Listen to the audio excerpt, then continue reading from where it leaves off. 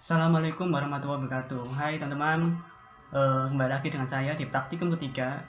Tetap masih di basis data lanjut bersama dosen pembimbing Bapak Rengga Asmara. Dengan saya Novan Saputra sebagai praktikan pada praktikum ketiga kali ini. Yuk, di praktikum ketiga kali ini kita akan membahas tentang penulisan struktur kontrol pada PL/SQL. Nah, tujuannya setelah menyelesaikan bab ini, kita bisa mengidentifikasi penggunaan dan macam-macam tipe struktur, dapat membuat perintah if, menggunakan ekspresi case, membuat dan mengidentifikasi macam-macam perintah perulangan, menggunakan tabel logika dan control box, menggunakan nested loop dan label. Nah, seperti yang di bahasa-bahasa pemrograman lain, di sini juga di PL/SQL juga mengenal masalah if else, switch case dan looping. Tujuan secara umumnya pada praktikum kali ini kita mempelajari kontrol kondisional pada blok PL/SQL dengan menggunakan minta if dan perulangan. Mengontrol alur eksekusi PL/SQL. Alur logika dan statement yang dijalankan dapat kita ubah dengan menggunakan perintah kondisional if dan struktur kontrol perulangan. Perintahnya seperti ini sintaknya: if then and if then else and if then else if and if. Juga bisa menggunakan goto, tapi tidak direkomendasikan karena perintah goto ini bisa membuat kode itu seperti melompat-lompat, artinya nanti tambah bingung. Lebih baik kita menggunakan if else biasa saja. Dan juga nanti pada bab selanjutnya akan dikenalkan masalah continue dan lain-lainnya. Contohnya kalau menggunakan goto bisa menggunakan begin, update row di sini, update employees and goto update row. Jadi dia akan melompat ke tabelnya ini, update row. Coba kita lihat saja di slide berikutnya. Perintah if, cara penulisannya contohnya seperti ini: if condition then statement yang dijalankan. Jika tidak di sini maka dia pergi ke else if. Kondisinya apa? Apakah iya? Jika iya dia menjalankan statement ini. Jika tidak, untuk terakhir kalinya dia akan menjalankan statement yang ini bawah ini, yang else ini. Lalu tutup dengan end if. Cara penulisannya seperti ini. Lalu ini contohnya jika pegawai dengan nama Gates di set manager ID-nya 102. If upper last name sama dengan Gates, dan V manager sama dengan 102. Jadi dia dimasukkan ya, variabel V manager 102. Perintah if sederhana seperti ini contohnya: if V name sama dengan Vargas. Jadi menjalankan statement tadi seperti yang contohnya: V job Sarep V depno 80 di set 80. Untuk contoh berikut, jika VName sama dengan Vargas dan gajinya lebih dari 6.500, maka set department number sama dengan 60. Ya, ini jika sama dengan Vargas dan salary numbernya lebih dari 6.500, maka set VDPO-nya sama dengan 60. Ditutup dengan end if, jangan lupa. Alur eksekusinya seperti ini. Jika kondisinya true, maka dia menjalankan statementnya itu. Jika dia tidak true, maka dia pergi ke else atau yang terakhir tadi. Jadi if dan else. Jika tidak di statement if, maka dia pergi ke else terakhir kali. Perintah if dan else. Contoh untuk berikut ini: set variabel boolean v5 years sama dengan true jika hire date lebih dari 5 tahun. Jadi dibagi 12 ini. Jika tidak, variabel di set false. Nah, seperti ini. Alur eksekusi if dan else if. Jadi dia ada kondisi di sini. Jika benar, dia melakukan yang ada di then, statement then, langsung dia keluar. Jika tidak, dia ngecek lagi di else if-nya. Jika iya, dia langsung keluar. Jika tidak lagi, dia akan masuk ke else action. Jadi dia terakhir tadi keluar. Perintah if dan if contohnya seperti ini. Gunakan klausa else if daripada menggunakan perintah nested if karena penggunaannya lebih mudah dan dibaca dan dipahami. Jadi maksudnya nested if ini dia tidak bertumpuk. Jika ini tidak, maka dia dicek lagi. Jika ini, nah itu akan jadi bingung. Maksudnya gini. Ini kan if else. Sedangkan kalau nested if itu if nah, di dalam term lagi dia cek terus di dalamnya. Maka itu kita bisa menggunakan if else if supaya mempermudah pembacaan. If jika depno sama dengan 10, maka v bonus 5.000 dan seterusnya. Ekspresi case menguji suatu variabel selector di antara beberapa alternatif ekspresi. Jadi kalau case-nya selector ini, maka dia melakukan apa, langsung resultnya apa gitu. Seperti ini contohnya, dia set server output on, dia deklarasikan supaya buka DPM satu lain ya, jangan lupa diperhatikan berikut sebelumnya. Dia pertama membuat variable vgrade char upper, oke. Lalu dia di sini case vgrade ya, vgrade-nya diisi, ini kan diisi upper vgrade. Jika dia isinya A, maka keluarkan excellent. Jika B, very good. Jika C, good. Jika S, jika tidak semua berarti no such grade, yang mengeluarkan itu. Jadi di prinsip. Menangani perintah null. Pada saat bekerja dengan nilai null, Anda harus menyadari aturan berikut. Pembandingan yang melibatkan nilai null hasilnya akan null pula. Melibatkan operator logika dengan nilai null akan menghasilkan nilai null pula. Pada perintah kondisional, jika suatu kondisi bernilai null, maka perintah setelahnya tidak akan berjalan. Nah, kita coba lihat di tabel logikanya ini. Tabel logikanya jika ini true sama true, maka dia melakukan true. Jangan lupa ini tabel logika ya. False dan true, maka dia salah, tetap salah. Jika null sama true, tetap null. Jika true sama false, false. Jika false sama false, false. Null sama false, false. Jangan lupa ya, kalau dia null sama false jadi false. True sama null, maka dia null. Jadi kalau jika dia benar, maka dia null. Jika dia salah, dia masih kemungkinan untuk false. Null sama false, false. Null sama null, null. Kalau atau ini bedanya. True sama true, maka dia true. True sama false, dia true. Karena satu kondisi ya, kalau di or ya. True sama null, maka dia true. Kalau dia false, ini kan bedanya ini dia false, dia ini null, kebalik gitu modalnya. Ini not ini kebalikannya di true itu kan kebalikannya false, false kebalikannya true, null kebalikannya null. Jadi gak ada kebalikannya. Tabel logika. Apa nilai dari variable v flag untuk setiap kemungkinan nilai? Jadi kita coba lihat aja nanti. Selanjutnya kita lanjut di slide berikutnya. Kita langsung ke contoh soal nanti. Kontrol iteratif perintah loop. Perintah loop perulangan mengerjakan kumpulan perintah secara berulang. Basic loop, for loop, dan while loop. Perintah exit digunakan untuk keluar dari loop. Jadi di dalam loop nanti ini ada basic, for, sama while ini akan terselip exit mungkin jika dalam kondisi tertentu dia harus keluar dari loop. Kontrol iteratif perintah loop. Perintah loop mengerjakan kumpulan perintah secara berulang. Contohnya ini basic loop, jadi ada loop statementnya gini, lalu dia keluar. And loop merupakan bentuk paling sederhana dalam loop. Garis di dalam tubuh perulangan akan dikerjakan berulang sampai ditemukan perintah exit. Jadi dia tuh loop terus sampai exit. Maka harus ada exit-nya. Contoh catatannya perintah exit pada basic loop adalah exit when kondisi. Jika kondisinya disyaratkan terpenuhi, maka dia keluar dari perulangan. Jadi di sini jika when ketika kondisinya terpenuhi, maka dia keluar. While loop, nah ini kondisinya ini kan ini di sini exitnya ya. Kalau di sini exitnya sebenarnya di while, tapi ada perintah exit di sini. Dia terus looping sampai kondisinya di while ini akan tidak terpenuhi. Gunakan perintah while loop untuk mengulang sekumpulan perintah selama kondisi ditemukan bernilai true. For counter in, reverse, dari balik. For loop digunakan jika beberapa kali perulangan telah dipenuhi.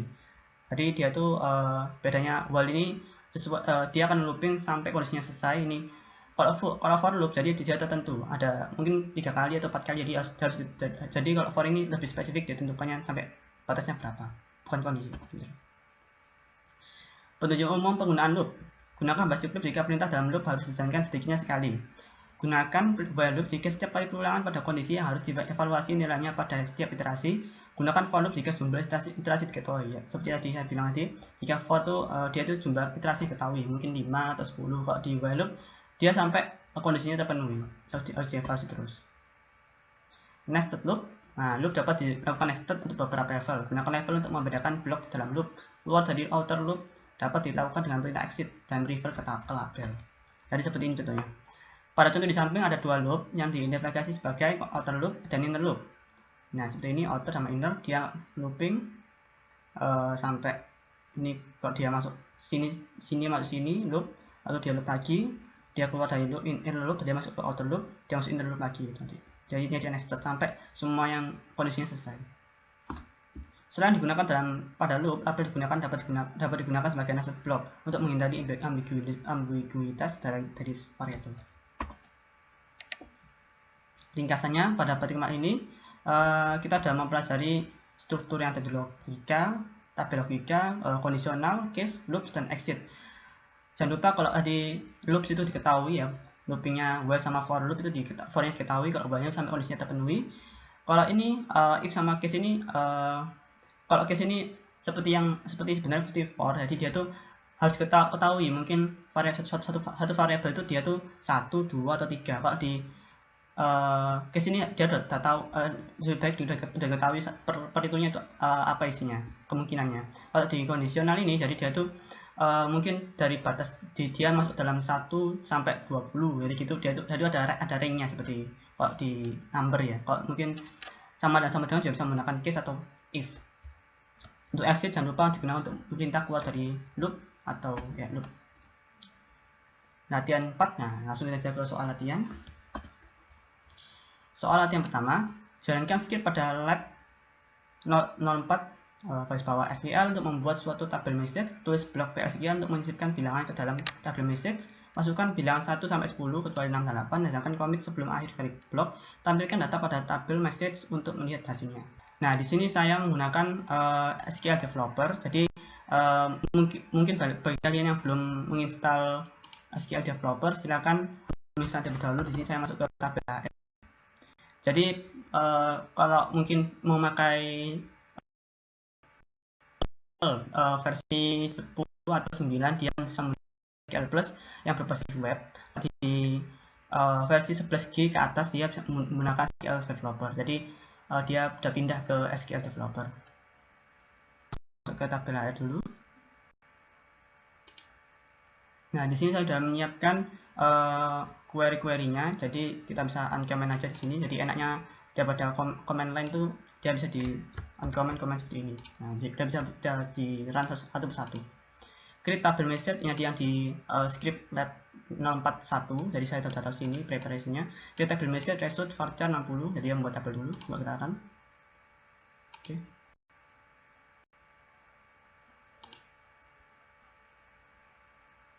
Nah, tabel message created, jadi dia di create tabelnya. Lanjut, kita komen lagi. Yang pertama tadi kita tadi kan harus menentukan yang di soalnya tadi ya. Dia ngeloop 1 sampai 10, tidak boleh ada 6 sama 8. Jadi dia menggunakan kondisi di sini. Ada kondisi kalau dia 6 dan kalau dia 8, jadi dia itu tidak dimasukkan ya 6 sama 8-nya. Kalau dia selain 6 dan 8, dia dimasukkan ke dalam message result, value-nya i. Kita run lagi.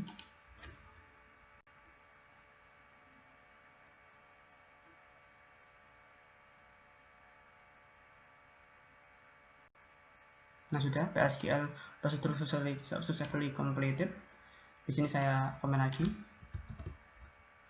Coba kita cek dengan menggunakan perintah select bintang from message. Apakah udah terisi 1 sampai 10-nya? Nah, ini terisi 1, 2, 3, 4, 5, 5 gak ada 6-nya ya, 7, 8 gak ada, 9, 10. Jadi benar ya, ada 8 baris.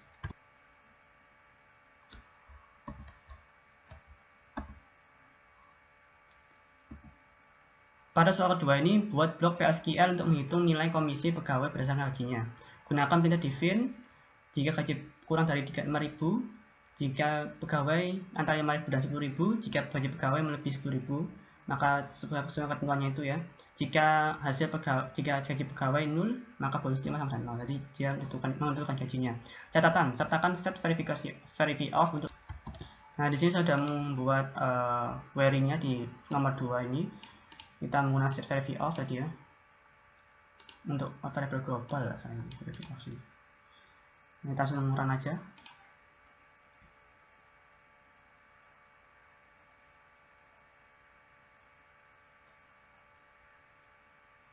Nah, di sini bonus yang terima 4.800 ternyata. Kita akan mendapatkan PM dengan 100 supaya sesuai di soal, lalu kita select salary, vessel, hasilnya 4.800. Oke, jadi dia sebenarnya kita harus tahu dulu berapa PM ini berapa gajinya, baru kita hitung bonusnya ya. Oke, lanjut aja.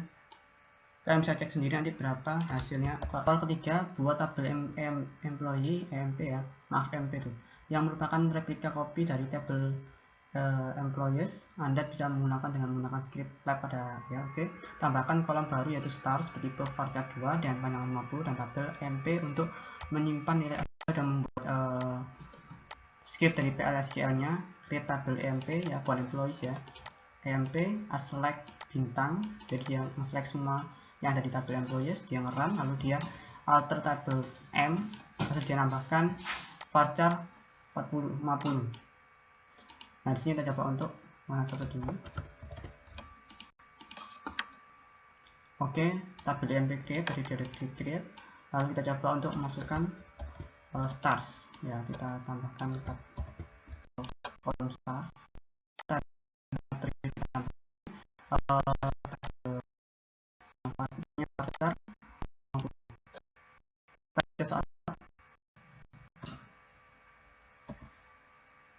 Pada soal keempat ini kita coba untuk membuat blok PLSQL yang memberikan hadiah pada pegawai dengan menampilkan tanda asterik pada kolom field star untuk setiap 1000 gaji yang telah dimiliki oleh pegawai.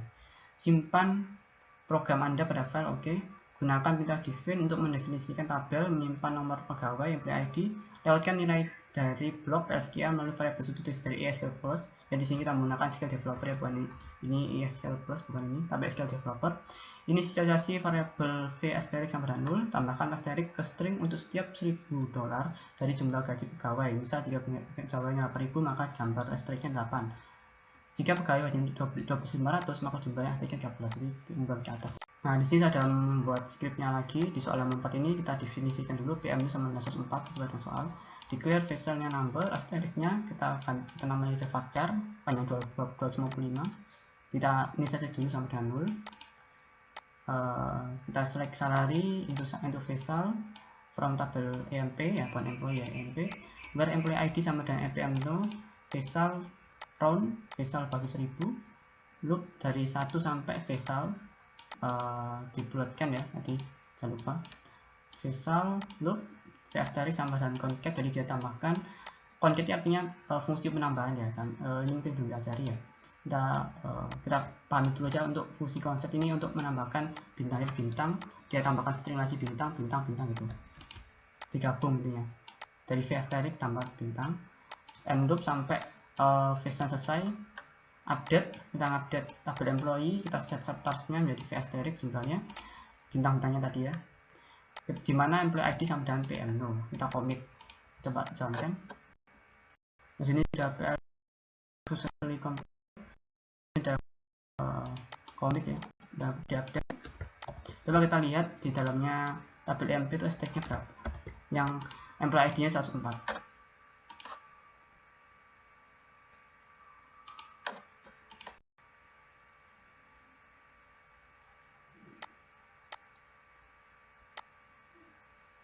Nah, di sini employee ID nya Bruce, yang ID nya 104 itu namanya Bruce, dia dapat bintangnya sebanyak 6 ya, di sini ada 6 jumlahnya. Kita lanjut, kita coba untuk ke MRO nya 174, ID nya kita lihat.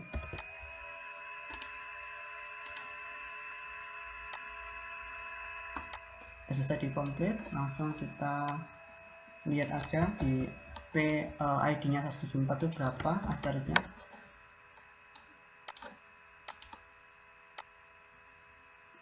Dari sini tabel 174 namanya Alan, last name Abel, emailnya oke. Dia mempunyai stars 0, jadi dia itu tidak mempunyai gaji ya, salarinya 1100, jadi nilainya masih 0.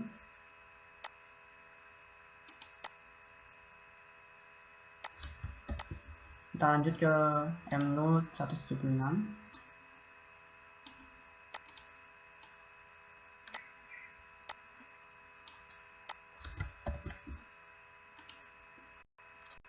Oke, berhasil, survei complete. Kita komen lagi. Kita coba cek 176 apakah dia 0 atau bintang 6 atau berapa. Nah, di sini dia dapat bintang itu 2, 3, 4, 5, 6, 7, 8, 9 ada dia punya 9 karena salarinya tadi 8.600. Jadi dia bagi ke atas 9.000 bagi 9.000 bagi 1.000 kan 9. Nah, untuk soal keempat seperti tadi ya.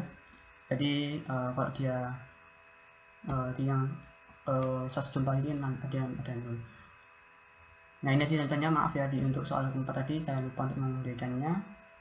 Jadi dia menggunakan set verify off, define admin sumpah dan sebenarnya seperti yang saya bilang di bab kemarin. Dia nge-tag di tabel MP jika memeriksa apakah program menyesuaikan dengan penentang asterisknya. Nah, sekian, terima kasih pada praktikum 3 ini saya akhiri. Saya Novan Saputra. Sampai ketemu di praktikum keempat dan kalian bisa melihat di video teori pada channel yang sama ini dengan playlist yang sama, playlist yang berbeda. Saya Novan Saputra. Wassalamualaikum warahmatullahi wabarakatuh. Terima kasih.